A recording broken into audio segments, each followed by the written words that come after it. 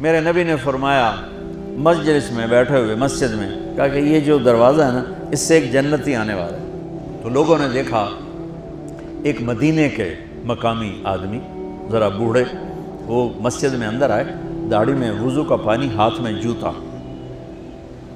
نماز میں شریک ہو گئے۔ اگلے دن آپ کی محفل تھی تو آپ نے فرمایا یہ جو سامنے دروازہ ہے اس سے ایک جنتی آ رہا ہے۔ تو سیم وہی آدمی اسی حالت میں انٹر ہوئے۔ اگلے دن ہوا تو آپ نے کہا اس دروازے سے جنتی آنے والا ہے، ٹھیک وہی آدمی اسی حالت میں انٹر۔ اس مجمع میں ایک صحابی بیٹھے ہیں، ان کا نام ہے عبداللہ بن عمرو۔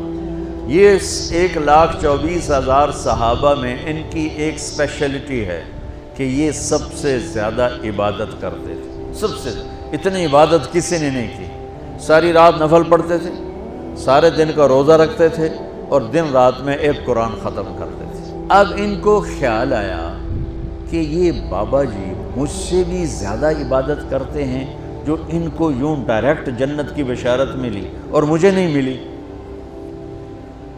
تو میں دیکھتا ہوں یہ کون سی عبادت کرتے ہیں۔ کیا یہ ساری رات سجدے میں پڑے رہتے ہیں، رکوع میں کھڑے رہتے ہیں، قیام میں کھڑے رہتے ہیں، کیا کرتے ہیں؟ تو ان کے پاس پہنچ گئے، چاچا کوئی تھوڑا والد صاحب کی ناراضگی ہے، دور رہنا چاہتا ہوں، 2-3 دن ٹھہر جاؤں آپ کے پاس؟ ہاں ہاں ہاں بیٹا آ جاؤ آ جاؤ آ جاؤ۔ اب عشاء کی نماز کے فوراً بعد انہوں نے چادر اوپر لی اور چادر میں یوں سوراخ کیا اور یوں لیٹ کے دیکھنے لگے کہ اب یہ بزرگ کیا کرتے ہیں۔ بزرگ تشریف لائے، سرانے پہ سر رکھا، اللہم بسمک اموت و احیا، سونے کی دعا پڑھی اور تھوڑی دیر بعد خراٹے تھے۔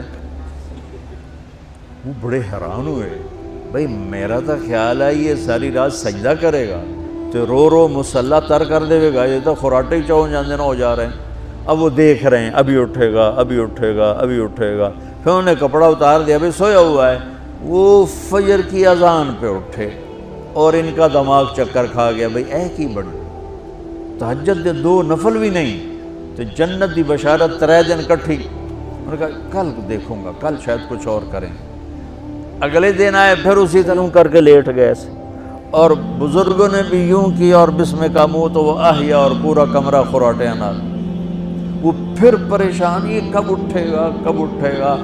فجر کی اذان پہ اٹھے تو اور ان کی حیرت بڑھ گئی، کہنے والا سچا، اس کے بات کو تو چیلنج ہو نہیں سکتا، وہ محمد مصطفیٰ ہیں، لیکن یہ چکر کیا ہے، یہ جنت مل کیسے رہی ہے؟ چلو ایک رات اور صحیح۔ تیسری رات آئے، یہ یوں لیٹے وہ یوں لیٹے، یہ دیکھتے رہے وہ سوتے رہے، حتیٰ کہ فجر کی اذان پہ آنکھ کھلی تو یہ نا پھٹ پڑے، کہنے لگے چاچا بات بتاؤں؟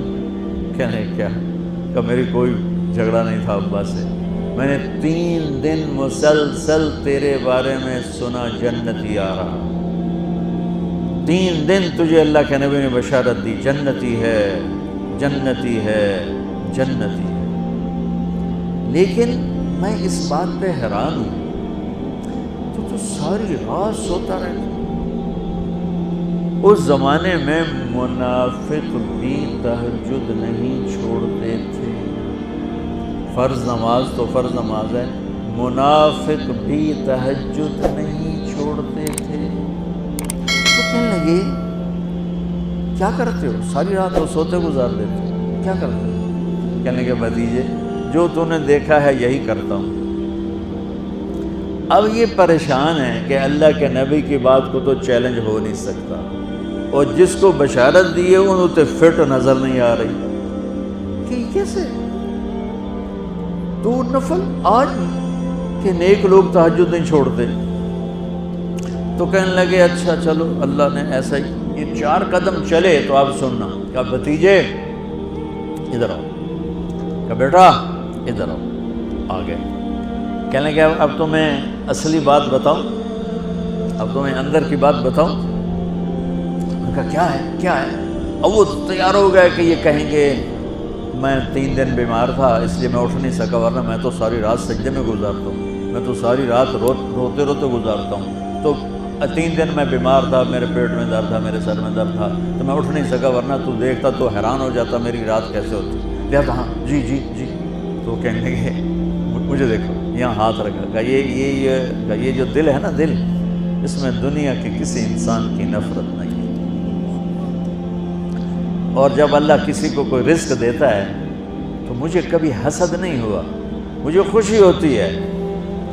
تو ان کی جو باڈی لینگویج تھی نا، حیرت میں ڈوب کے، وہ کہتے ہیں ہاں بات ہے، سمجھ آ گئی، یہی سے۔ انہوں نے ایسا نہیں کیا، وہ کہنے لگے ہاذا ہوا، اچھلے اپنی جگہ سے، ہاذا ہوا، یہ چاچا اب سمجھ میں آ گیا، سمجھ میں آ گیا، یہی ہے جو آپ کا سینہ اللہ نے پاک کر دیا ہے، اس پر آپ کو جنت ملی ہے۔ یہ صرف تہجد تے نفلاں تے سوکھی نہیں لبدی۔